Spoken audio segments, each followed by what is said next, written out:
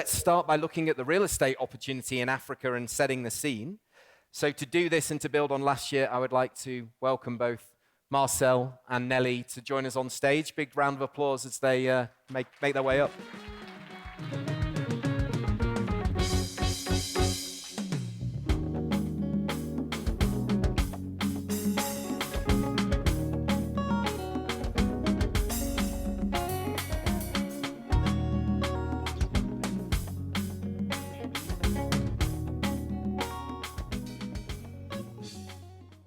Hello, everyone. We're really happy to be here. As we mentioned on the next slide that you already saw, we are veterans of this program because we do believe that a key component of African airport tapping into their full potential is through developing their real estate. So today we will be walking you through some of the macroeconomic elements and success factors that you need to be aware of to be able to tap into your full potential, your full real estate potential as an airport. So myself, I'm Nelly Alandou, so I work for NACO, Netherlands Airport Consultant. We are a one-stop shop for aviation. So from the boardroom to operational studies, we provide a range of services, and if it's aviation related, we probably know how to do it. And we are not trying to be boastful, it is true. So please come see us afterwards if you have any questions. For myself, specifically, I focus on traffic forecasting, financial modeling, private transactions advisory, and also helping board-level, executive board answer questions. How is X technology, how is X change in regulation going to impact my organization, and setting a strategic vision. I'm going to pass over the baton for my colleague, Marcel. Thank you very much, Nelly. Good morning, everyone. A pleasure to be here. As you just saw on the slide before it disappeared, this is not our first real estate event. We were here last year on this same stage in Nairobi. Very happy to be here again and very happy to see another full room, an audience that's obviously interested in seeing what's there for airports in terms of real estate. I'm hoping that the slides can come back, otherwise it would be a tricky presentation for us to do. There we go. Setting the scene, starting off, we thought it would be a good idea to really talk a little bit about what is real estate for airports and why is it important? Why are you all here and why should we be interested in this topic?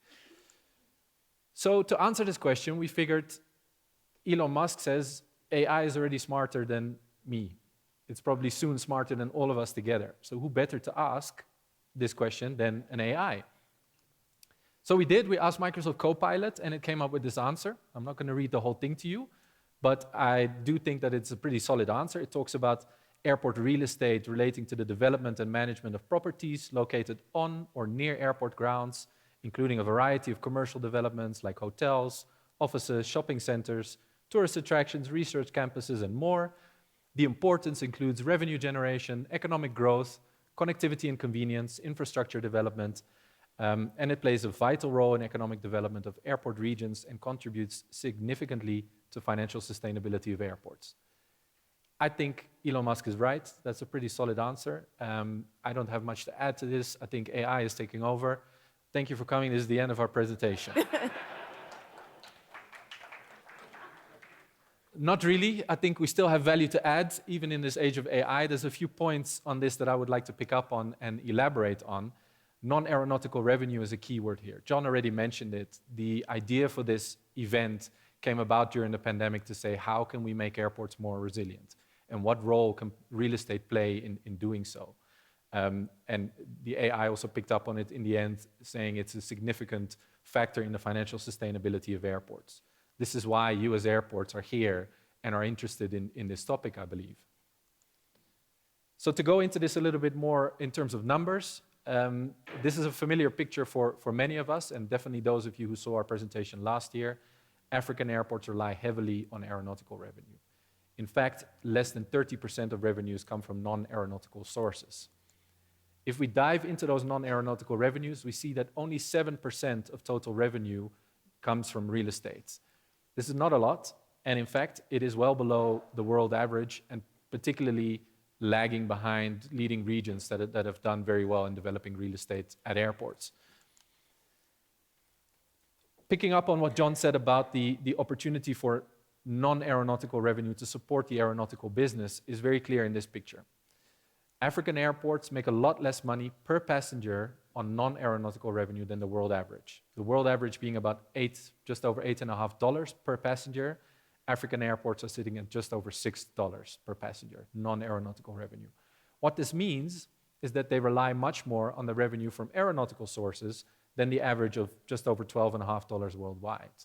So this picture shows why it's important that we increase aeronautical or non-aeronautical revenues, and particularly non-passenger linked revenues, such as real estate.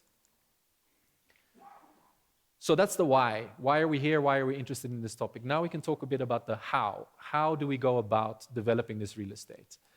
As NACO, we've developed a framework that we use when we advise airports on how to go about developing airport cities or aerotropolis or whatever you want to call it. There are 4 broad factors that influence the success of real estate development. It's the economic development, it's the land use planning, it's the connectivity, and the governance. We're going to delve into each of these in a little bit more detail, but we're going to keep it at a macro level. So we're going to look at the African continent, we're going to look at the countries within the African continent, and perhaps touch on a few airports here and there to give you an idea of the opportunity for airport real estate on the continent. Starting with economic development, the typical factors that we look at in economic development are your usual socioeconomic development, socioeconomic indicators, the potential that a particular country or a particular region offers for economic activities, the availability of investment, what type of investors are active in the market, where could you find funds for real estate developments in a particular country. The labor market is mentioned here. Skills are very, very important to real estate development, both from the demand side as well as for developing the real estate. Staying on the macro level, let's have a look at the African continent. Some of you are very familiar with these figures. Over 1.4 billion people live on the African continent today. It's the fastest growing population in the world. It's also the youngest population in the world, with a median age of below 19. That's a lot lower than the median age of this room, I can tell you. The urbanization is mentioned here, and we'll dive into that a little bit more on why that is important. But what this image here shows is that the level of urbanization varies greatly across Africa. So as much as we can say we're going to talk about Africa, we have to realize that it's a very large continent and it's a very varied continent, and no one African country is the same as another. So urbanization. Urbanization is known to be a driver for economic development. It's known to be a driver for demand for all types of goods, all types of services, for real estate and for infrastructure. What we see in this image is just one example of a research that has shown that in Africa specifically, there's a strong correlation between the level of urbanization of a country, meaning the amount of people that live in cities versus the amount of people that live in rural areas, and the demand for imports of manufactured goods. So countries with a higher degree of urbanization import more manufactured goods. Now that's an important thing to keep in mind, particularly when we talk about cargo, and Nelly will go into the cargo piece a little bit more later on. When we talk about cargo, import of manufactured goods is an important driver for that. So here's a link between urbanization and demand for goods that might potentially also be a demand for cargo, which might lead to demand for real estate. So diving into the picture of urbanization a little bit further, we've looked at all of the African countries and we've plotted them on a scale of urbanization rate from left to right. So that means countries on the right-hand side are urbanizing at a faster rate. People are moving from the rural areas into cities. And on the vertical scale, we have the degree of urbanization. So that means countries high on the scale are already more urbanized, meaning a larger part of their population already lives in cities. The size of the bubble on this graph indicates the size of the population of the country. We've highlighted a few of the big ones here. And what's very interesting about this picture is that we start to see very distinct groups. On the top left, we see a distinct group of countries that are already highly urbanized. A lot of their people live in cities, but they're not urbanizing very fast anymore. Whereas on the bottom right of the graph, we see a group of countries that have a relatively low degree of urbanization, still very much rural societies in some ways, but they are urbanizing very fast. Their cities are growing much faster than the country's population as a whole. So this is, of course, an important distinction between different economies in terms of the opportunities that there are for real estate development in the context of urbanization. Now, what you can also see from this picture, something quite intuitive, if you are urbanizing fast, eventually you will become more urbanized. So what tends to happen over time is that countries move from the bottom right of the graph to the top left of the graph. So now we take it one step further down from the macroeconomic urbanization level down to the level of the aviation industry. And within air traffic, we have, of course, cargo and passengers. What we're seeing here in this particular graph is that the correlation between passenger traffic and cargo traffic is an important one. So out of the top 20 cargo airports that we've plotted in this graph, you can see that those growing the fastest in terms of their passenger networks are also those growing the fastest in terms of their cargo networks. Historically, the biggest cargo airports on the continent, Joburg, Lagos, Cairo, Nairobi, and Addis, they are not the fastest growing anymore. What we're seeing in terms of growth is that a lot of this growth is happening in West Africa. So a number of West African airports are growing very fast, both in terms of their passenger numbers as well as their cargo numbers. Again, this is an important piece of information to consider when thinking about real estate opportunities across the continent. So that's the economic development piece. Now we look at a little bit at the land use planning. Again, when we look at the land use planning, availability of land and the quality of that land, the usability of that land is, of course, a very important factor. If you don't have land, it's very difficult to develop real estate. So that's obviously number one. The other component that's important here is the plans that are available for that land. Is it clear what that land is supposed to be used for? Is it reserved for something? It's very important to consider, particularly in the context of airports, because you don't want to build something in the wrong place for the sake of a real estate development and later on compromise the development of your airport itself. We also look at relating land uses around an airport. If you want to position real estate somewhere, you want to know what is it located next to, how close is it to other things that are of interest here. And of course, when we do real estate planning and land use planning, we always have to keep in mind the quality of life, the quality of the environment. So these are factors that we consider. What comes out very clearly when we look at this for airports is that the synergy between an airport and the region is what determines the opportunities that exist for real estate. And we find that typically these opportunities exist in certain clusters of economic activity. So you see here an example of clusters that are often found at airports, to be of interest at airports. What we do when we've established what types of real estate activity might be of interest, we can then start to look at what do we put where. And when we talk about what do we put where, we distinguish between 4 different zones or 4 different layers, if you like. The first is off-terminal, which is directly on your airport, closely related to your terminal. And what you put here in terms of real estate are often facilities that are directly linked to your terminal operations, directly linked to passenger flows. Slightly further away from that, but still on the airport property, there's opportunities for all sorts of developments. You could think about hotels, you could think about cargo facilities, still located on your airport land and very closely integrated with your airport operations. When you look a little bit further away, you can also think about real estate developments off airport for particular sectors or industries or activities that have to be close to the airport for them to function. Certain cargo-related logistics come to mind, but there's a ton of businesses that really depend on being close to the airport for their functioning. Looking further away, you can also consider off-airport development for facilities that don't really have to be close to an airport, but it's nice for them. It's convenient for them to be located there. So those are 4 layers of spatial planning that we can consider.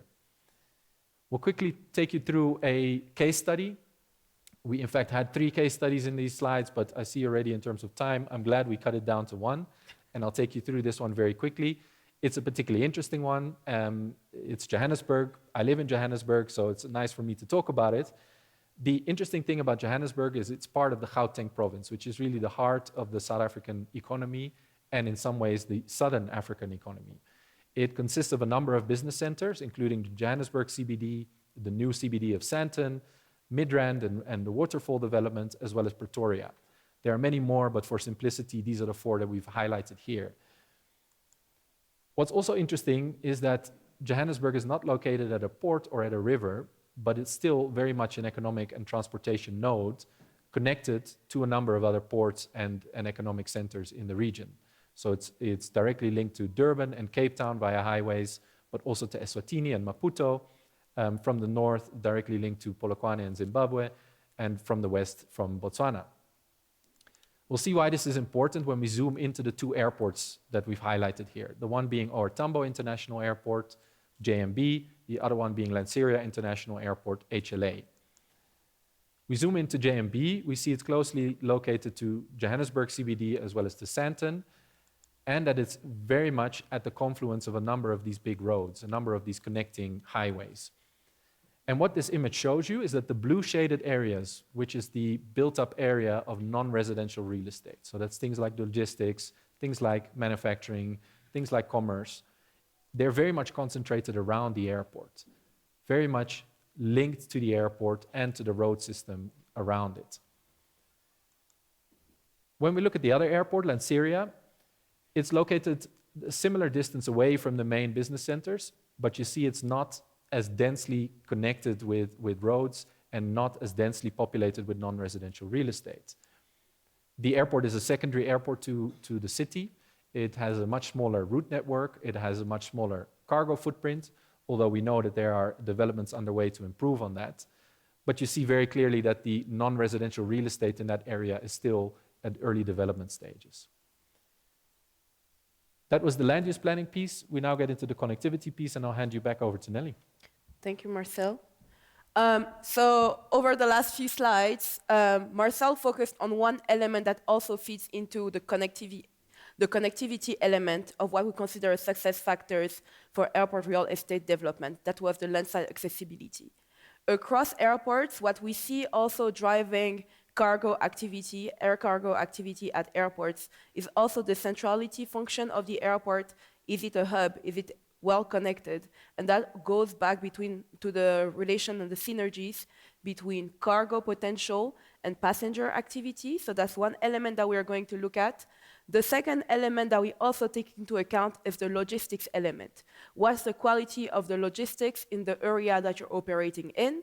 And then finally, another element that we try to look at is the regulatory framework. So depending on the regulatory framework, ease of access, for example, for customs, it might be more or less complicated for you to implement an airport real estate development program. So starting with a relatively complicated chart, but it's not complicated, I'm going to walk you through it.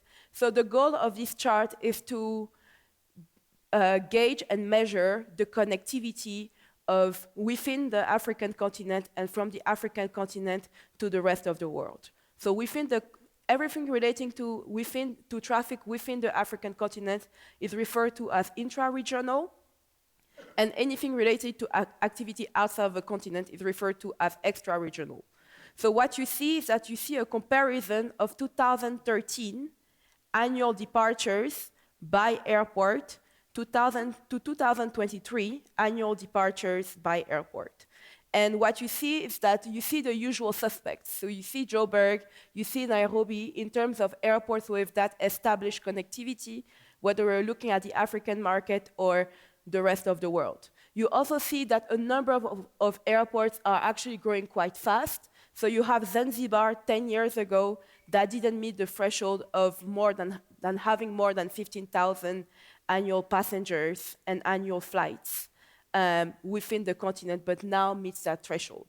However, when we look at growth within the continent versus the growth turned towards other regions, let's say Europe, America, Middle East, etc., what we see is that the traffic and the frequency of flights is growing faster towards the exterior than it is growing within Africa.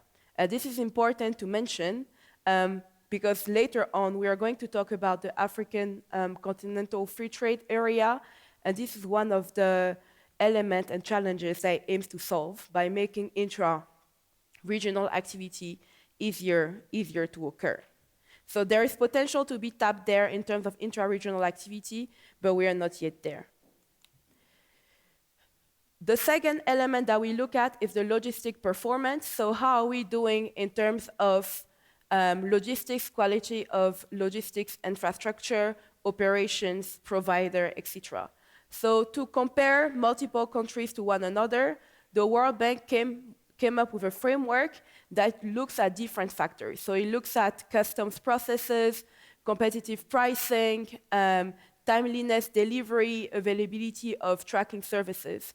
And what we see is that across those different criteria, Africa as a whole, so if we take a macro level and we look at the continent, is performing not as well as the other regions. But this is not to sound gloomy and doomsday-like. When we look at this score, there are elements that you can have an impact on by playing and developing your airport real estate. For example, if you look at the infrastructure score, you can improve this picture for your specific airport by having cold chain storage facilities. For example, last year when we were in Nairobi, we took the example of Jomo Kenyatta as having a lot of cold chain storage facilities because they know that one of the main products that they export out of the country are fresh flower cuts. And then it's important to minimize the time from when the flower is cut to when it reaches the market in Europe. So they put in place cold chain storage facilities near the airport. They also encourage development of arable lands, agricultural lands around the airport. So there are elements, although this says as a whole, when we take a continent-wide view of the situation, Africa is not performing well. You have an influence on what's happening at your airport. And there are other elements that are currently playing into your favor, which is the implementation of the African Continental Free Trade Area. So a quick anecdote, I landed this morning at the airport, and on my way out of the airport, I saw a huge roadway sign that was saying, Namibia tapping into the African Continental Free Trade Area. If you're an importer from South Africa wanting to do work in Namibia, contact us, we'll make it easy for you. So a lot of these developments are happening. It's about engaging with the different stakeholders to make sure that your airport and the airlines and the freight forwarders that are operating at your airport and the different stakeholders around you, the business environment, can tap into this potential. And there is potential. So despite the fact that intra-regional activity is not growing as quickly as the rest of the activity that's outward facing, so outside of Africa, what we see is that when we look at the breakdown of exports for countries within the continent, a lot of it relates to food, high skill, high goods, high manufactured goods, and as Marcel mentioned, the more you're urbanized, the faster you urbanize, the higher the consumption of these type of products are going to be. So there is a case to be made about developing intra-regional activity, so intra-Africa connectivity, to ensure that you're able to tap into this potential. An example of this, so last week I was in Senegal, I was in Dakar, I live in the Netherlands, and I knew I had to be in Namibia, in Windhoek, yesterday. That was the initial goal. The only way for me to get from West Africa, from Dakar to Windhoek, was through a hub with more than a 10-hour layover. So I decided to go home back to Europe. So I flew back to Amsterdam, and I did Amsterdam, Frankfurt, Frankfurt, Windhoek. And that's the reality today. A lot of the time, it's easier to fly out and fly in again than to fly within the continent, despite the fact that there are factors on the ground. There are more people living in cities that would be willing to consume the goods that are being produced in other African countries. Some airlines are aware of this potential and are offering, so this I pulled from the Ethiopian website yesterday, to tap in and encourage the African Continental Free Trade Area program. They offer 10% discount for people that are willing to work on intra-regional regional cargo. So if you type Ethiopian 10% discount intra-regional cargo and you're an importer or an exporter, this is something that you will be able to access. A couple months ago, Kenya Airways also came out with an announcement that they would add 2 freighters to their fleet, and one of the reasons that's motivating their desire to add those freighters to their fleet, and they added those freighters as of 2024, is that they see that there is potential for intra-regional activity within Africa, and that they need the capacity to be able to serve the demand. And then it's a virtual circle with the capacity available and the harmonization of policies, custom policies across the continent. They will be well positioned to tap into that potential. The other element is governance. The other success factors to develop a successful airport real estate program is governance. So last year, in Dakar again, we were delivering a workshop on unlocking African airport city potential to 30 airports. And we asked them, what is the biggest challenge that you face today? And consistently across the board, the main challenge that came back was we are having trouble motivating different stakeholders and engaging stakeholders. We don't even know where to start. Which stakeholders should we engage throughout our development process? With that, what we told them and we gave them as a tool, and that we are also offering to you today, presenting to you today, is what we call interest and power matrix. So on one axis, you have the interest that your stakeholders hold for the real estate development program that you're trying to accomplish. And on the other axis, you have the influence and power that they have for the real estate program that you're trying to develop. What you see is that there are stakeholders that would have a low interest and low interest and low power over what you're trying to develop. These are the stakeholders that you're not trying to engage and you're not going to engage throughout the development process. There are also 2 other types of stakeholders. There are stakeholders that will have a high interest for what you're trying to accomplish, but don't necessarily have the power or influence to help you get there. So these are stakeholders that can help you build momentum, to whom you need to show consideration, but that you're not necessarily going to activate and engage in the day-to-day activity.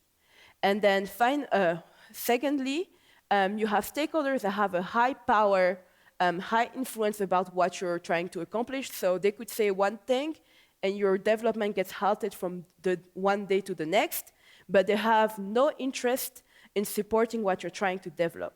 So for these stakeholders, what we encourage to do is to communicate with them.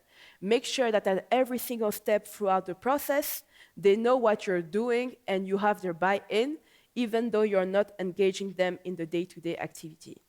And the last quadrant, the most important, you have the key players, the one that have a high interest for what you're trying to accomplish, and the one that have high influence. So these are the people that you're going to have to engage throughout the process, from when you're setting the vision, the strategic vision, to when your operation is up and running. So let's do an example. So this is a non-comprehensive list of stakeholders.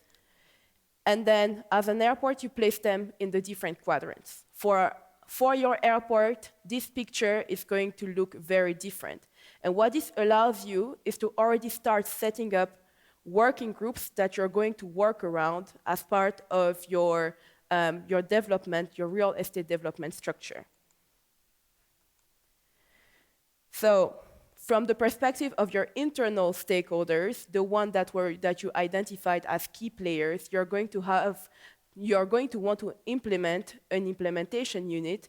These are going to be the stakeholders that you're going to engage in regularly, and then internally, they are going to interface with different departments. In the context of your airport, that might be the commercial department, that might be also the communication department. Depending on what you're trying to accomplish with your real estate development, the department you engage in internally are going to be different. It's AviaDev, so the other element that you want to look at is the investor community, the private firms, the private entities. For these entities, you will need to set up a legal entity that makes clear what are the responsibilities of the different parties. So what we refer to as an SPV. And that will be the vehicle from which the responsibilities from the financial institutions, let's say the lender, for example, the construction company, the developers, this will be the framework where everyone's responsibilities is defined, and that will also help run your airport real estate program operationally. And finally, you had the lower quadrant, people that you need to show consideration with, people that you need to engage on a regular basis. So whether it's show consideration or people for whom you're trying to meet their needs, for these you're also going to have to ensure that you meet their needs and set up a working group that engage with them at a lower frequency that you do your private investors through the SPV, for example, but you do need to give them some consideration. So in terms of success factors, we went over the economic development aspect, the land use planning aspect, the connectivity aspect, and the governance. And Marcel is going to finish us off with some of the key takeaways of the presentation and how we move forward, well, how you move forward. Thank you, Nelly. Right on time, I see. I don't think there'll be a lot of time for questions, but hopefully this sets the scene pretty well for the rest of the day. We're around and we have a lot more sessions to unpack some of these things. But as the first session of the day, we wanted to give these 6 takeaways to you. The first one is the reason why we are here. Airport real estate is important for the financial sustainability and resilience of airports. That's why, as airports, we're interested in it. It can take place on and off airport, but the importance is that it's always linked to the local economic activity. And it's important to find that link between your airport, the local economy, and the real estate that you're looking to develop. We've seen through some data that urbanization is really accelerating in a lot of African countries, and that urbanization drives the demand for goods and services, infrastructure, and real estate. The intra-Africa exports are growing. There's opportunity for particularly suitable goods for air cargo to be traded within Africa. And the development of the cities, this urbanization, is driving a lot of this demand. As the implementation of the African Continental Free Trade Area continues, this will galvanize that development and will hopefully catalyze the intra-Africa cargo market, and with it, the demand for cargo-related real estate. Lastly, talking about the business models and the governance of how do you do this, it's important that as an airport you consider which stakeholders to engage with and come up with a clear plan of how to engage the specific stakeholders to meet their specific needs and serve your interests. So the question is to all of you, and hopefully this will be unpacked more today and over the coming days, how will you tap into the real estate opportunity that is presented by all of these developments? We thank you for your attention. As I said, we are around for any questions, and we look forward to hearing more from all of you during the course of the day. Thank you very much. Thanks, Nelly.